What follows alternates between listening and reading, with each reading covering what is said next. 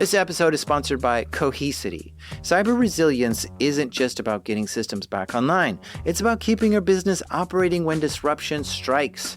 That's the idea behind the Minimum Viable Company, or MVC, a trusted operating core for recovery. Cohesity built the MVC to help organizations identify the essential applications, data, people, and processes required to serve customers, maintain communication, protect revenue, and meet critical obligations. By restoring this trusted operating core first, organizations can reduce downtime, accelerate recovery, and maintain continuity while broader restoration efforts continue. It also provides a clear recovery target, enabling teams to focus resources where they will have the greatest business impact. Learn more at cohesity.com/resilience. That's cohesity.com/resilience.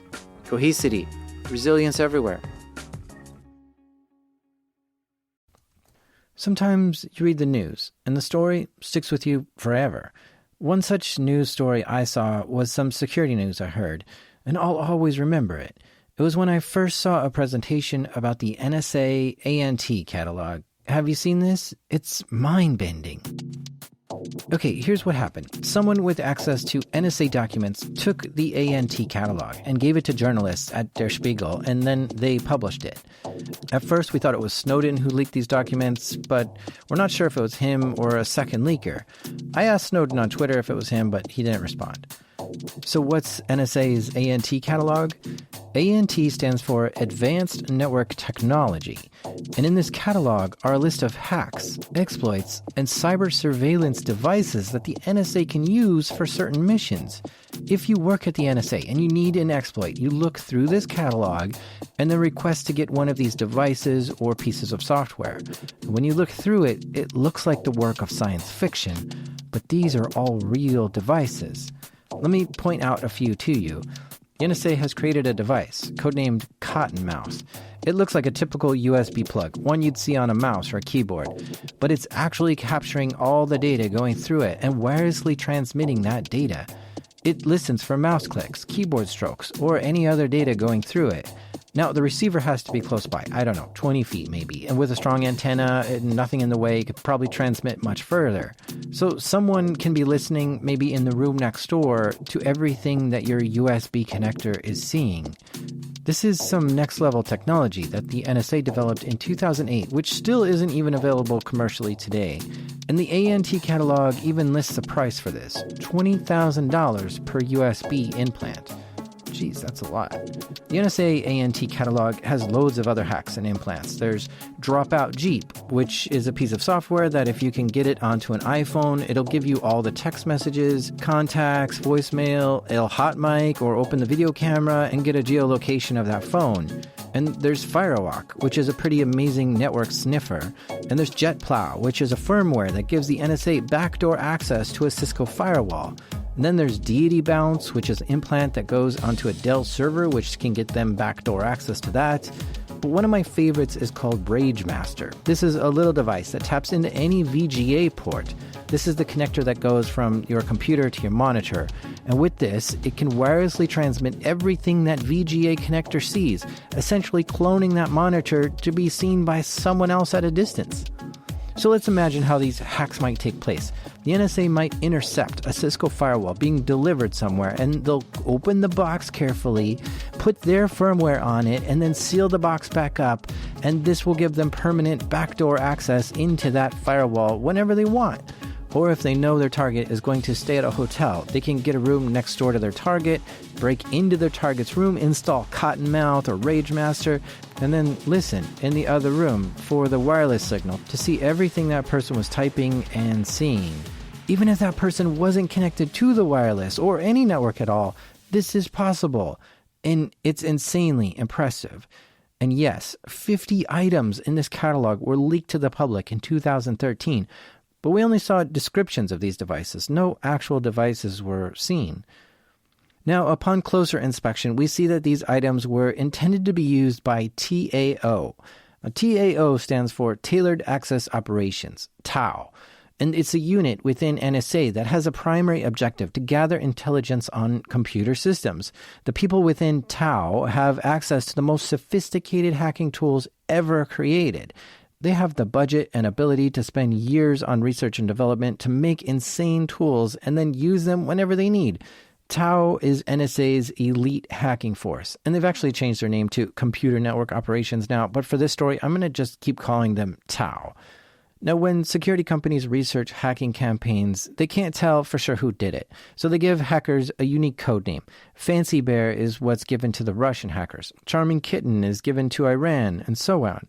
But security companies have investigated certain malware that's come from the NSA. And so a hacking name was given to the NSA. The name they were given is the Equation Group. And it's believed that whoever is doing work for the Equation Group is specifically Tau within the NSA. These are true stories from the dark side of the internet. I'm Jack Rhysider. This is Darknet Diaries.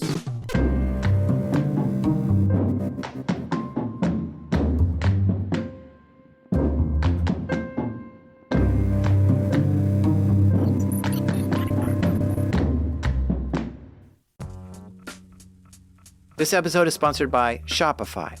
I know my job is to make a podcast, but I really love designing artwork for Darknet Diaries, and I take that artwork and I turn it into t-shirts, and I love selling those too, but you guys wouldn't be able to get them if Shopify didn't make it so easy to have a shop online. Because first of all, Shopify has a bunch of templates to help you quickly set up a website that you love. No coding required. It's amazing seeing your merch on a professional-looking site for the first time.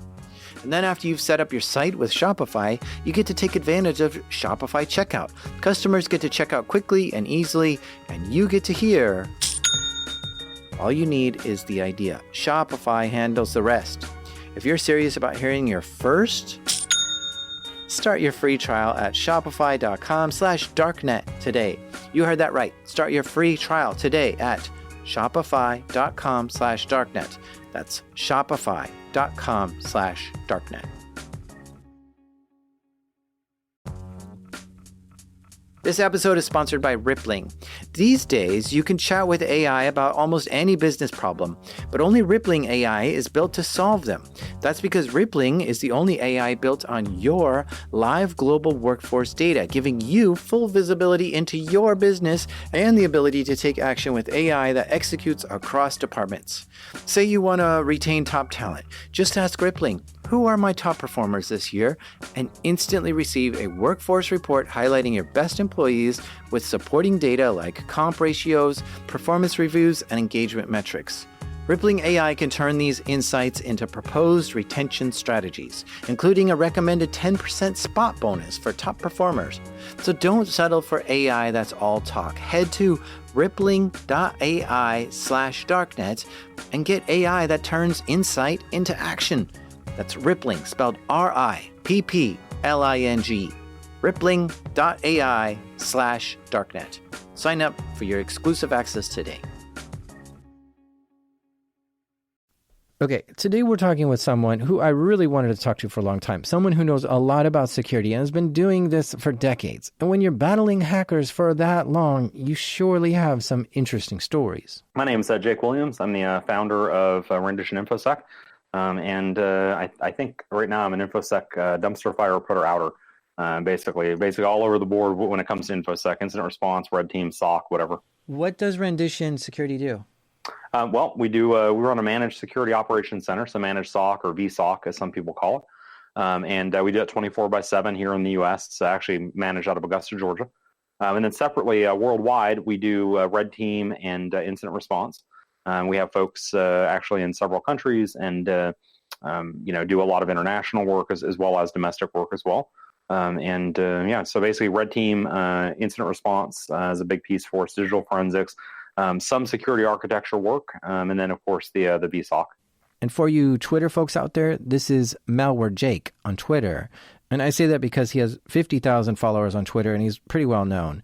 And besides being the founder of Rendition Security, he also teaches SANS courses.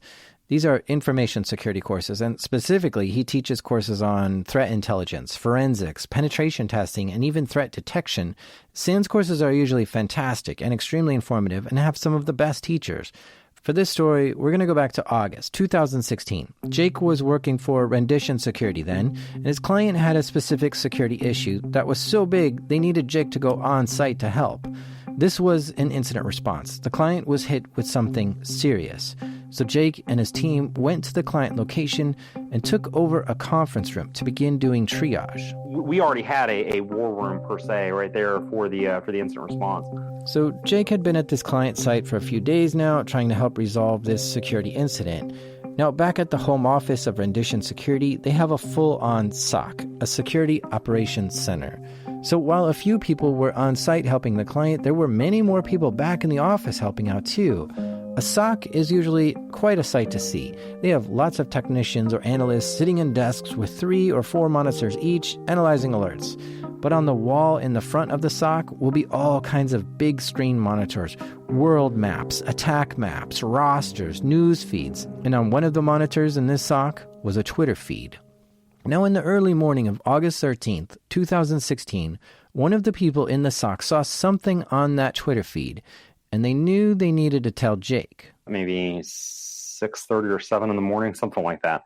And I remember we were just rolling out, if I remember correctly, I think to Sonic for breakfast, right? And grabbing some of those breakfast burritos they have. The tweet that Jake read was posted by someone with the name Shadow Brokers with 2 S's at the end. The tweet said, quote, "We follow Equation Group traffic. We find Equation Group source range. We hack Equation Group. We find many Equation Group cyber weapons. You see picture? We give you some Equation Group files free. You see? This is good proof. No? You enjoy. You break many things. You find many intrusions. You write many bad words.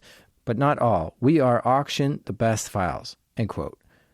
That is hard to understand. Sounds like whoever wrote that, English was not their first language, but it basically said this group, Shadow Brokers, have stolen some cyber weapons from the NSA, specifically Tau within the NSA, which is what Equation Group is, and that they're giving away one of these exploits for free to everyone now and auctioning the rest off. So the Rendition SOC saw this, thought it was important. We got alerted from one of them and said, "Hey, how are you seeing this?" And up to that point, the answer was no, we haven't seen this. And so then we're popping up on Twitter and going out to GitHub and saying, okay, hey, first it was the download the stuff from GitHub, and then it was oh snap, this is real, right? This isn't a hoax. This is real stuff. So even though Jake is the president of Rendition Security, and even though he was on a client site at the time, he felt this was so important that he took time out of his day to download these files and to look at this malware that the Shadow Brokers had released. The malware was a specific exploit for Cisco and Fortinet firewalls, and this malware would allow the attacker to send an exploit to a fully patched firewall and allow the hacker to take full control of that firewall. Well, I downloaded some files that we'll say, for sake of argument, looked legit. Right, so. Jake says it looks legit. Let's consider what that means for a moment. Someone calling themselves Shadow Brokers has claimed that they got one of Tau's secret exploits and publicly dumped it for the world to see. An exploit that Cisco and Fortinet did not know existed. And this exploit does in fact work on a fully updated firewall, meaning it was previously unknown to the world, and now Jake is saying it looks legit. Yeah, I think that's as far as I can go directly without confirming or denying. We'll say look like legitimate threats. I feel like Jake might know something more about this than he's leading on. I mean, what president of a security company is going to take time out to download a potential NSA exploit, test it, and then come out and say it looks legit? And after this, he went into the client office to continue doing work for them. Actually was a Cisco customer who had a lot of legacy Cisco equipment. And having some of that legacy Cisco equipment with the basically, we'll just say it was equipment that was itself vulnerable in some of the configurations. Some of the stuff they had actually was vulnerable to some of the stuff that was released, right? Which is obviously not a best case kind of scenario there. So definitely was doing some digging into, what's in the dump and what kind of exposure does that leave not just them that we're on site with, but obviously other clients as well. Both Cisco and Fortinet confirmed this was a vulnerability they were not aware of and issued a patch right away. But this barely fixed the issue. The issue now is, who are these shadow brokers? How many exploits do they have? How did they get these? Not to mention, they're selling even more of these to the highest bidder. They even went on to say if they can get 1 million Bitcoin, they'll dump everything to the public for everyone to see. But the immediate problem is realizing that this top secret exploit is now in the enemy's hands. Well, everybody's hands, right? I guess is the, at the time, bear in mind, right, it's one zip file, and it is a, it's one zip file, right? And there's no evidence at this point that they have anything else specifically. I know they claim to, right? But in their initial post, that's all gibberish anyway. So I'm kind of looking at it going like, it's one file, right? Without getting to specifics, let's just say that it is the kind of thing that I could see somebody having without having everything else, right? Like there are plausible scenarios in which one could have that specific thing and not have everything else that they dump later. Okay. And did you think, did you have a guess at who might be shadow brokers at that point? I think at that point it was a little too early for me to really develop a, much of a theory beyond the wow. It was quite a dump. So I think at the time we did we did a lot of internal kind of discussion analysis, at Rendition. We did quite a bit of that. And I think for us, we were kind of split between either this is legit, they're dumping this to show that they have, legit other stuff to sell, right? Because remember, that was part of the offer, right? Was that they would release the keys to decrypt these other awesome, as of yet unknown, even what the, quantity and quality, these other 0 days, right? We're going to release all this stuff. This is the preview, right? Or the teaser, as it were, right? To get people's appetites wet. So that was, I think about half of us at the group, kind of looked and said, yeah, that's probably what it is. And there was another group that was, another contingent that was like, yeah, no, this has nothing to do with money. Absolutely nothing to do with money. This is full on, regardless of what else they have, this is full on an information operation, right? And I think I kind of flip-flopped between the two. I gravitated to information operation, but I could see the other argument being legit as well, that some insider perhaps had walked out with stuff and was, motivated by money. The news was now spreading all over the internet that the shadow brokers had leaked NSA hacking tools. The Guardian was posting about it, Ars Technica, Engadget, The Atlantic, Wired, even the New York Times. This was a really big deal and had the attention of the world. So how much did the auction get to? Well, in the first 24 hours after the dump, the auction only received $937, which I think was quite a disappointment for the shadow brokers. People everywhere were trying to guess how they got these exploits. Did someone hack the NSA? Maybe the NSA hacked them, but then left their hacker tools behind. Because if the NSA is going to hack something, they need to put their exploit there first and then execute it. So maybe they just left their exploits behind. Or maybe someone from the NSA grabbed this stuff and walked out with it. Nobody knew for sure, but these shadow brokers had captured the attention of the world. 2 months later, Joe Biden was on NBC's Meet the Press. The two were talking about Russia possibly hacking the elections, and they had this to say. I talked with former Russian ambassador Mike McFaul. Yeah. And we talked about the idea that every once you got to respond when they're hacking. You got to do something. He described it as a high hard one. Maybe just, sort of like in baseball, you throw a high hard one to send a message. Why don't we send a message yet to Putin? We're sending a message.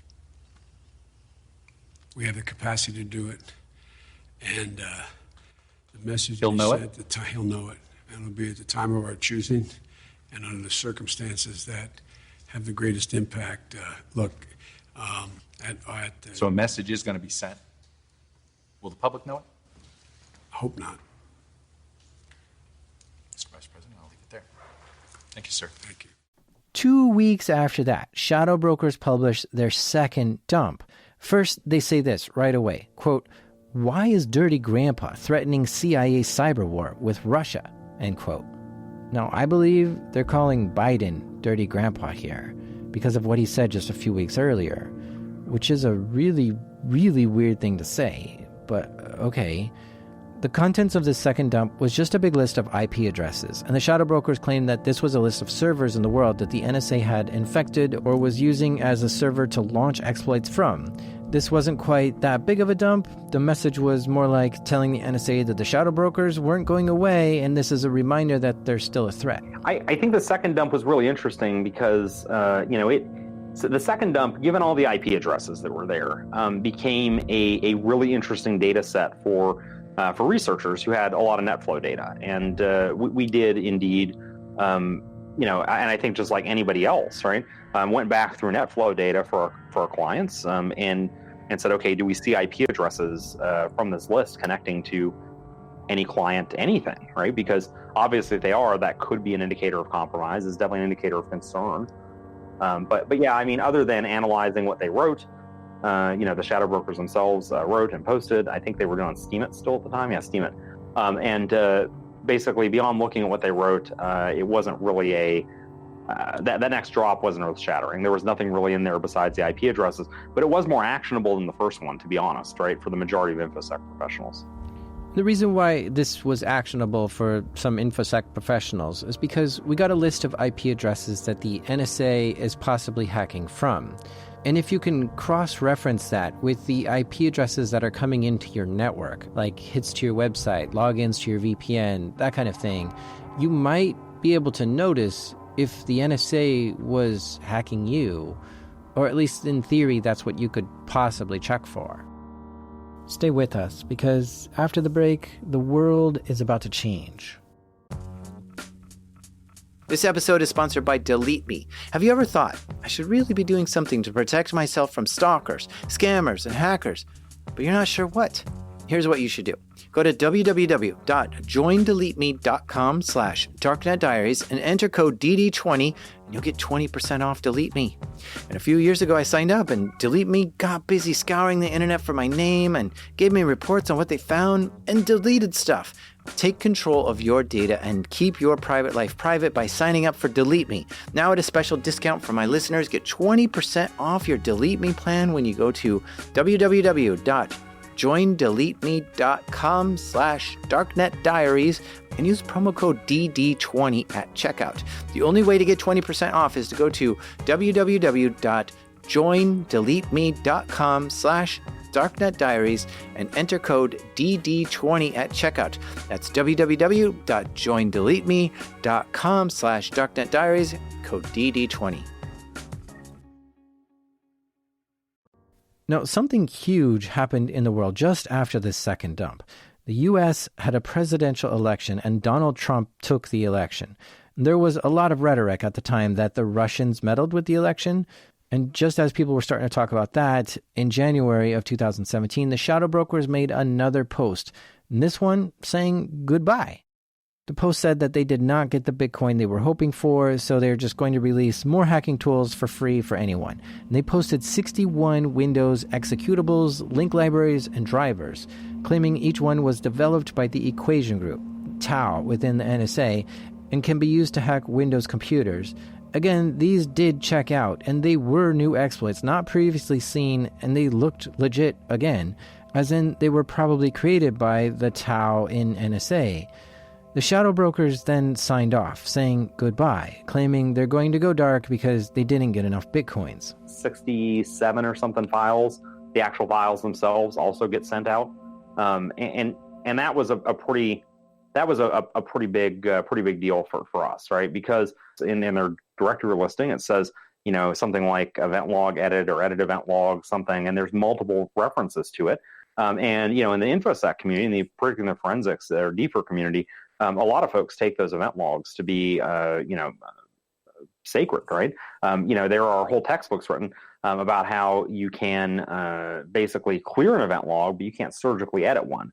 Now, those of us in incident response have known that's been not true for some period of time, but we don't have, most of us don't have publicly available tools that we can point to and say, no, look, here's the capability. The capability definitely exists. Here's where it's at, right? Again, anybody who's in this business knows that it's a capability. We even know who had it up to that point, but suddenly overnight, everybody had it, right? And it changed the game on incident response. And having seen that, we wanted to go ahead and basically that was one of the first major posts that I wrote about it, was to say, hey, look, this is a game changer for incident response. It's a game changer for a lot of stuff, but specifically for IR, this is a full-on game changer. Pay attention. Yeah. The exploit they dumped means a hacker can edit an event log in Windows. This was previously not a capability. Well, not a capability except for the Tau unit within the NSA. But now the whole world has this capability. This could have a big impact. And so Jake continued to analyze what the shadow brokers were dumping. And yeah, he was blogging about it, talking about what he thinks of this and what the important takeaways are from these dumps. But this wasn't the last we heard from shadow brokers. About 3 months later, in the first week of April, they showed back up. They made another post dumping more stolen hacking tools. And in this post, they even had a message for the president. Quote, "The shadow brokers voted for you. The shadow brokers supports you. The shadow brokers is losing faith in you, Mr. Trump. It's appearing you are abandoning your base, the movement, and the peoples who getting you elected." End quote. Does this mean the shadow brokers are part of the far right? Or is this some kind of smokescreen? Well, again, Jake saw this dump, analyzed it, made sense of it, and then made a blog post about it. I said, look, if you track the dumps and you track some of the rhetoric, right, the timing of the dumps is very convenient around, basically conveniently aligned around times that Russia is being called out in the press for hacking. And literally what they're doing is, I hypothesized, and I said, basically, while I can't say for sure that, the timing is coincidental or circumstantial, whatever, we can say that the shadow brokers dumps, the timing of these definitely lines up with times that Russian hacking is in the news. And, in the tech space, which is largely where that's being covered, them dumping these, creating these dumps is completely taking the focus away from Russian hacking and putting it on, oh my gosh, NSA lost tools, allegedly, right? And, checkbox, right? So it's always weird when hacking stories get political for me, because I don't think us security people even consciously realize when it does get political. We just see some shadowy group of people dumping hacking tools, which is real impact on the networks we're trying to secure. But if you lean into the story, you start seeing things like Biden and Russia and elections and Donald Trump. Well, these were some of the observations that Jake saw, and he was starting to post this to his blog. Now keep in mind, Jake here is known as Malware Jake on Twitter, where he has 50,000 followers. When he posts a blog post, it gets considerable eyes on it. And this particular blog post got retweeted and started spreading. Not just retweeted, but like that actually took the content and said, and basically wrote stories around the content, right? Saying, oh, Jake Williams, the rendition says, that he believes this is, if not a Russian operation, in the interest of Russia, right? Kind of thing. And so folks wrote stories about the analysis kind of deal. It's kind of exciting to have a blog post of yours gain some traction like that. It feels good that you have something helpful to say about the conversation and people appreciate your thoughts. But then, the next day... Gosh, I was in Orlando teaching a SANS event. I was actually sick at the time, too, on top of, was running an actual fever on top of everything else. But I was actually teaching exploit development at the time, advanced exploit dev, in Orlando. And so I wake up, phone alarm goes off, whatever. Wake up and I check Twitter notifications. And, at the time, I saw all my notifications going to the phone, what have you. And I just do a little drag down. It's 99 plus, right? 99 is where it stops counting, right? It's 99 plus notifications. And I'm like, ugh, either something really good has, a blog post has gone viral, or something, I'm my first thought is I tweeted something that really pissed a bunch of people off. And, I've got some whatever it is, the gang up kind of thing going, or dog piling or something. And then my blood ran cold when I saw what had actually happened. shadow brokers, the secret hackers who had the attention of the entire InfoSec community and so many more people, had tweeted directly at Jake. The tweet said, quote, "At Malware Jake, you having a big mouth for former Equation Group member. Shadow Brokers is not in habit of outing Equation Group members, but had make exception for big mouth." End quote.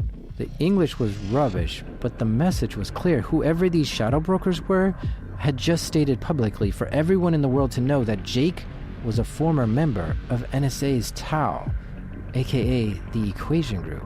Yes. Yep. And the thing is, it's true. Jake had spent almost 2 decades working in the information community for the government and about 5 years in TAO. But Jake had kept this a secret, almost just to himself, even though he was a public figure with tons of Twitter followers, a speaker at events, a SANS instructor. Nobody outside his close friends and family and ex-coworkers knew he was a former member of TAO. No, I certainly wasn't like tweeting that. No, I mean, I had a hole in my, obviously if you go to my LinkedIn, you can see I work for the DoD, right? There's no question there. But I mean, in our space, there's a lot of people in InfoSec that worked at some time for the DoD, right? And I was former Army, and so I felt like that was all, again, it was DoD, right? But yeah, to get in and say NSA, and really on top of that to say NSA hacker, right, is a whole different level of that, I guess. Right? It wasn't something that I really was planning to start talking about out there, but whatever. They, yeah. What's your initial reaction when you saw that?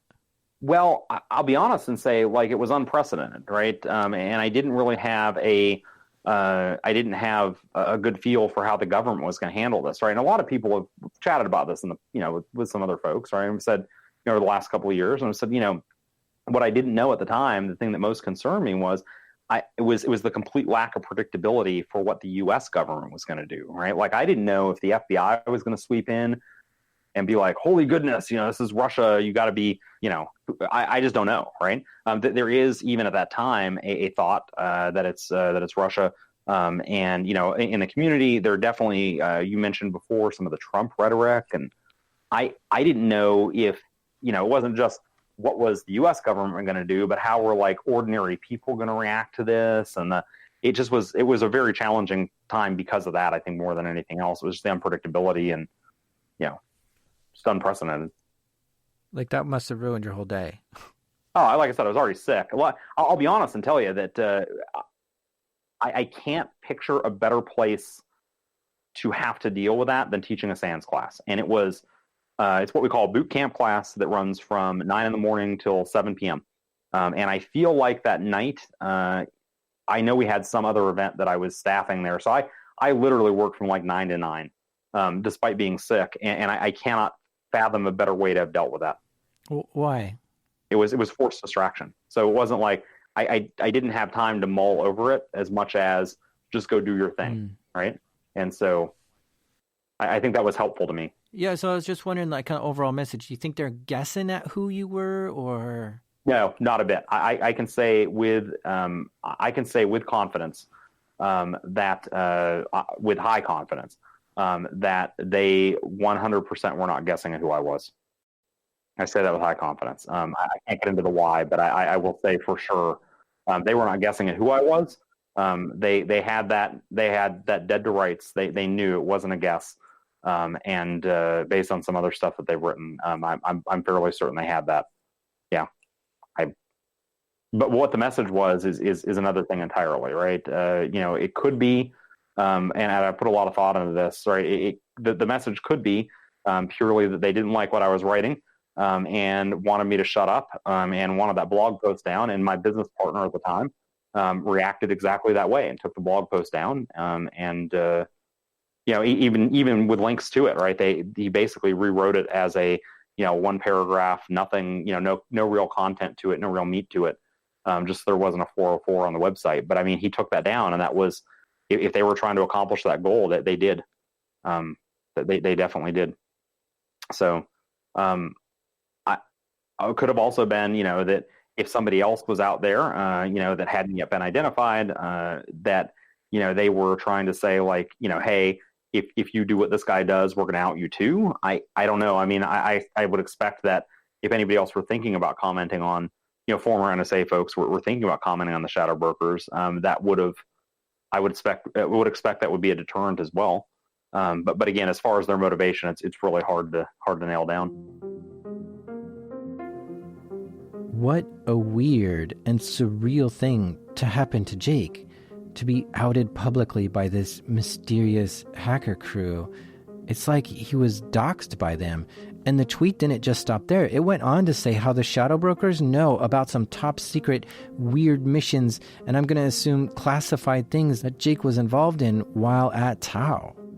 The shadow brokers' tweets started, or their messages were saying things like connecting you to things like Oddjob, CCI, Windows Bits Persistence, and the Q Group.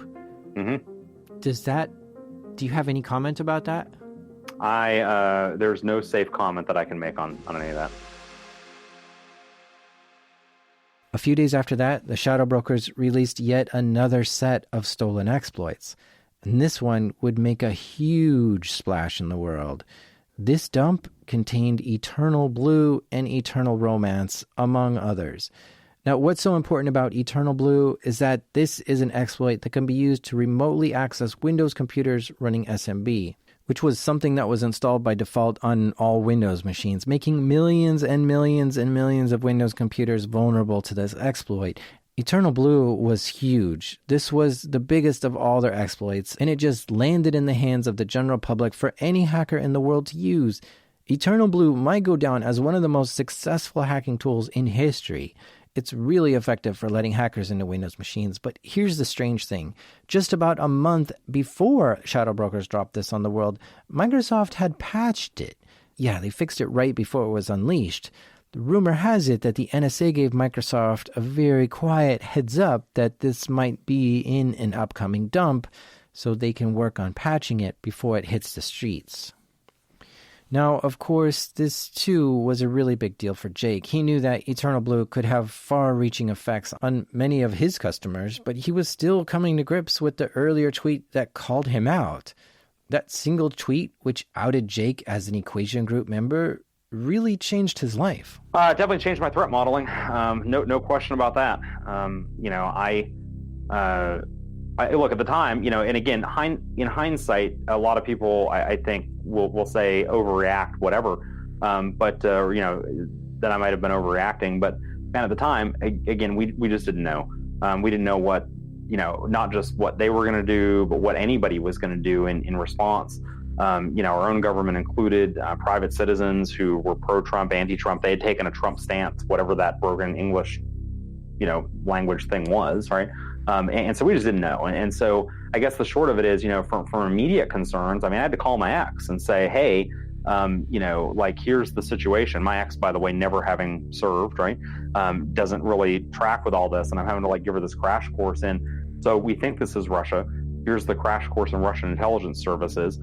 We don't think we have to worry about them, but who knows, right? I'm more worried about, people believing that it's Russia and believing that we're somehow colluding with them. And the short of it is, do you want me to see my kid, right, kind of thing? Or I'll totally understand if you say no, kind of deal, right? And so for, several weeks, that's the way we played it, right? Was that me and my kid were on Hangouts like you and I are now, and not seeing each other in person, right? Because again, we just didn't have a good handle on, how or if or, whatever people were going to react to this. So yeah, as far as changed my life, immediately, right? There were some immediate impacts, that sucked, so yeah. Now, you've probably heard of the FBI's Most Wanted list, but did you know there's also an FBI's Cyber's Most Wanted list too? Criminal hackers that the FBI is looking for. When the FBI has enough evidence that a hacker has committed a crime, they will indict the hacker, and if it's severe enough, they'll stick them on this list. Sometimes the FBI indicts nation-state hackers too. Like, for instance, the Cyber's Most Wanted has 11 hackers who work for the Russian government, and they were involved in interfering with the 2016 elections. There's also 4 Iranian hackers indicted for conducting espionage against the U.S. If any of these hackers on the Cyber's Most Wanted list were to travel to the U.S. or even a country that has an extradition treaty with the U.S., they will probably be arrested and brought to court. But so far, no hackers have been indicted for whoever was behind these shadow brokers' dumps. Was there any travel that you canceled? Definitely, yeah, no question. They poked back up in July, I think. It was either late June or early July, and I canceled a trip to Singapore. Yeah. One of the issues that came down was, and a lot of people forget about this in the dumps, but in the April dump where they dumped Eternal Blue, they also dumped operational data involving Swift banks and some other stuff. There was our Swift transfers with some banks, and that said, to me at least, right, without confirming the data is authentic, said to me that it's not just tooling they have operations data. This means the shadow brokers are claiming to have seen some of the stuff the NSA has actually done. Right, and at that point, if you are watching the news and you're watching the U.S. Department of Justice indict foreign hackers, you then have to kind of step back and I definitely did this. I did a mental inventory of where did I target, right? And then even then, doing risk modeling of, does it even matter where I targeted, right? Does it really matter where I targeted specifically, or is it just because I was involved with that group that targeted X country, right? Basically, like, if I touch down here, am I likely to be arrested, right? And it's not just the question of like, what did they share, right? But what did they share publicly? It's also like, we don't know what they're sharing on the back end, and if this is Russian intelligence, or even if it's not, whatever. But what are they, whoever they are, sharing on the backside that we don't know about? So that also was a huge unknown, and that's something I continue to play, mentally today, right? Kind of mentally play through, because it's, we saw Canada arrested the Huawei executive on our behalf, right? An airport, for goodness sakes, right? She never even cleared customs, and that's, every time I travel internationally, I'm playing those, that whole risk modeling, not just of, was I involved with this country, but for the countries that I was involved with targeting, right? Did I, basically, I'm on an extradition list someplace, or do they have an extradition policy with that other country, right? So yeah, I canceled travel to Singapore. I've had some other opportunities that I passed on entirely because I just don't feel safe, traveling to a number of countries as a result. Yeah, it almost feels like you're at their mercy at this point. Well, there's no question. I mean, I guess if you want to play, I'm going to try not to play the victim here because, whatever, I made employment decisions that, they were employment decisions. That's why, those same decisions are why I'm, where I'm at today. But yeah, I mean, they have, there's no question in my mind that they have a lot of operational data about me, and it's stuff that could definitely paint it in the wrong light. It would paint it in the wrong light would be very bad. Would for me personally, I am definitely at their mercy for what it is that they choose to release or not release. I've said repeatedly that, and I stand by this. So far, we haven't seen any U.S. hackers indicted, nation state hackers indicted. But I am not a betting man, but I would not bet against me being the first one or on the first list. I can't fathom that I won't be involved somehow, and I hope I'm not. It's not something I'm wishing for or asking for, but again, just playing the odds, right? When when another country finally pulls a DOJ, and starts indicting, U.S. nation state hackers, it will surprise me greatly if I'm not on that list. Jeez, I don't even know what to say about that. This is life in the shadow of the shadow brokers. It also makes me think about him as a SANS instructor. Like, I've taken a SANS course, and it would just blow my mind if I knew my teacher was wanted in several countries for hacking on behalf of the NSA. Like, is he a criminal or not? Some countries probably think he is, but back home, he's just carrying out his orders. And now when I think about it, I think it's actually weird that the FBI indicts the hackers who were working for foreign governments. The hackers were just carrying out their orders. Why not indict the officers or generals or the leader who signed the executive order? And at that point, you might as well treat it like an act of hostility from one nation to another. I don't know. It gets weird and sticky on who to blame for hacking when it comes to nations hacking nations. It's kind of like when Apple is suing Google for 20 things and Google is suing Apple for 20 things. Yeah, sure, Russians hacked the U.S., but the U.S. has probably hacked Russia too. So now what? Ugh. Since 2017, we haven't heard anything more from the shadow brokers. Their last tweet mentioned Jake once again, but it wasn't really saying anything new, and since then, it's been quiet. While we normally saw them come back every few months, they've now been quiet for over 2 years. But I don't think that's the end of shadow brokers. I still think there's a huge investigation, a hunt into who's behind it. It quite possibly could have been an insider, a double agent. Someone who works in the NSA and had access to this stuff, but was feeding it to another country like Russia. And yeah, at this point, most signs do point to Russia being behind the shadow brokers, but we don't know for certain. But if you think about the intent and capabilities of this group, their intent is to do battle with the most sophisticated hacking group in the world, the NSA, and then burn some of their expensive exploits. And their capabilities are that they can somehow get these exploits out of the NSA, probably one of the most secure places in the world, and then publish them and then get away with it. When you think about all the intelligence capabilities the NSA has, and they don't have anything on this crew, this puts shadow brokers in a top tier category for what their capabilities are. And then you look at how much they say about Trump and the ability to shift the news cycles when it comes to Russia. Yeah, it just looks like it's probably Russian. But like I was saying, there haven't been any FBI indictments about this or public statements from the U.S. government about this either, and especially nothing from the president. He typically doesn't call out Russia for stuff like this. But even if he did blame Russia for this, what would that sound like? I mean, it would admit that the NSA somehow lost control of their secret hacking tools, and that might make the U.S. look bad. So it's a complicated issue. Oh, and I should also mention Harold Martin III somewhere in here too.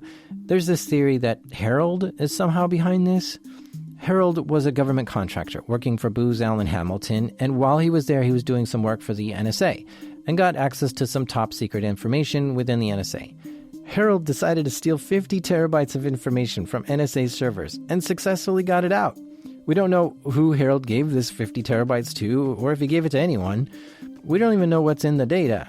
But he was caught and is currently serving 9 years in prison for this. The data on the shadow broker dumps could have been something that Harold stole.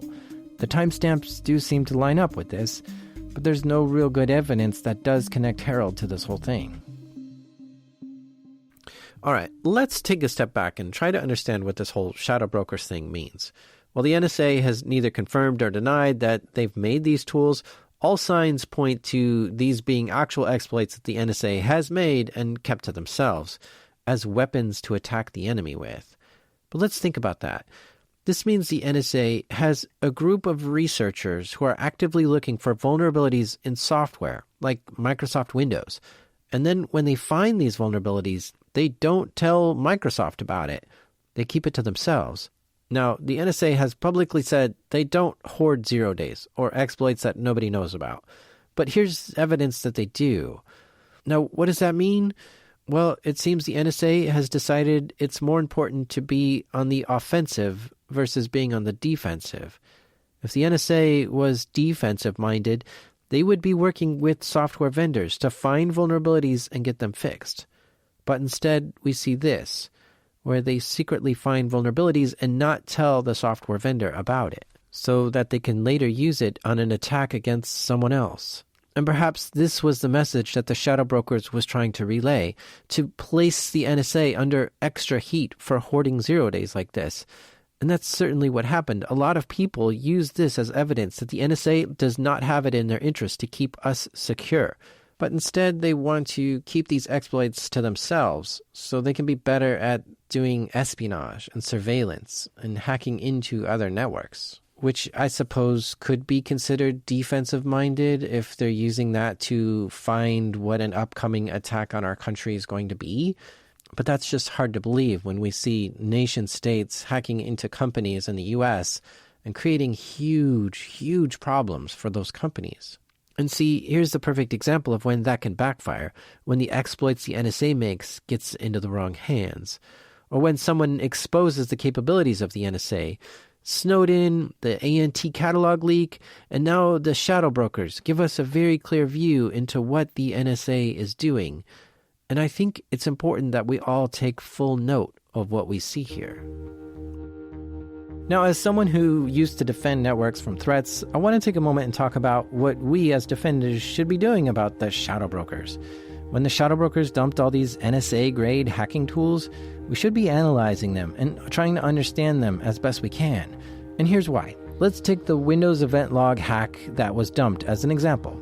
This is a hack that can turn Windows logging off and then back on whenever you want, or it can delete individual event logs from Windows. And here's the thing, historically, it's been possible as an admin to turn logging off and on. Okay, fine. But when that happens, an event is created that says logging has been turned off. It's also possible to clear all event logs, but again, there's a log created that says that all the logs have been wiped. And that wipes all logs, not just one or two. But with this hack that was dumped, you can disable logging without an event indicating logging has been turned off. So you can turn it off, do your dirty work, then turn it back on, and there's no evidence that the logs have been tampered with, which is really scary, but important to know. There's also a capability of removing individual events. So this is important for us defenders to know because Windows event logs are so important to us. They tell us the truth of what happened. So how do we handle this? Well, now you need to be looking for what's not there. For instance, event logs are numbered. So what if you saw event log 97, 98, no 99, and then 100? Well, what happened to event log 99? Or what happens when you see a logout event but not a login? If you see stuff like this, you can assume you have a hacker who's using these shadow brokers hacks, but also isn't that savvy enough to know how Windows logging works. Because this hacker was smart enough to delete their login event, but not good enough to delete their logout event. And this is the kind of stuff that defenders and incident responders have to learn about from shadow brokers. But not only that, every sophisticated hacking team in the world paid serious attention to these dumps. I just told you about the logging one, but there's like 70 other exploits they dropped. And like government hacking teams have probably done a deep analysis on every single exploit in the dumps to learn everything they could about it, what it does, how to use it most effectively, and then throw it in their bag of tools to use it whenever they want. And this is why it's important for the InfoSec community to know this as well. I mean, if the NSA did create these hacker tools, they probably spent millions of dollars on research and development to make it. That was paid by my tax dollars. So seeing what their capabilities are and knowing it's in the hands of every hacker in the world, it's an extremely valuable lesson for anyone working in InfoSec. It's simply not every day that we get to look at tools this sophisticated. And now any script kiddie in the world has them and is using them. And ever since these dumps, digital forensics and incident responder teams have been seeing a high amount of attacks that was using stuff from these dumps. And it still continues to this day. So it's very important for us defenders to understand this, especially for the exploit called Eternal Blue. Eternal Blue would go on to be a key component for some of the world's biggest hacks. Hacks that were so big, they practically caused doomsday scenarios for many people. So join me in the next episode as we dig into one of the hacks that used Eternal Blue.